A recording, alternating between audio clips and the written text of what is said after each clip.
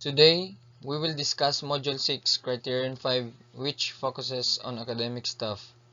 This criterion highlights the importance of academic staff in maintaining quality education through proper planning, workload management, competency, development, training, and support their faculty members to ensure continuous academic excellence. So, here's the outline of our presentation. Academic staff planning is a long-term process in universities. It starts from recruitment and continues through training, teaching, research, and career development. Universities need proper planning to ensure enough qualified faculty members in the future. So, this slide explains workload and full-time equivalent or FTE. FTE is used to ensure teaching workload fairly among faculty members. For example, 40 hours per week is equivalent to 1.0 FTE. This helps universities balance responsibilities properly. So, for the levels of academic staffing, presents the different levels of academic staff such as lecturers, associate professors, and professors. Universities monitor their qualifications and workload to ensure fair distribution of responsibilities. The staff-to-student ratio helps determine if there are enough teachers to support students effectively. A balanced ratio improves consultation, classroom interaction, and the overall learning experience.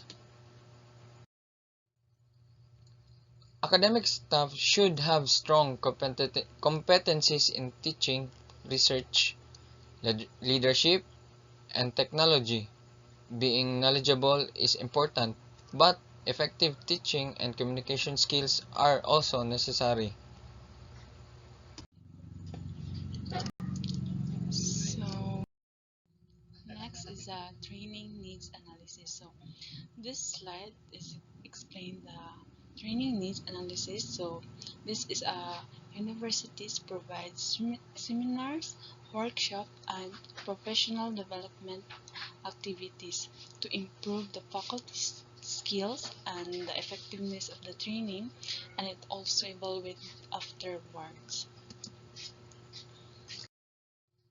So next is the promotion and tenure. So these are based on teaching performance, research output, and services.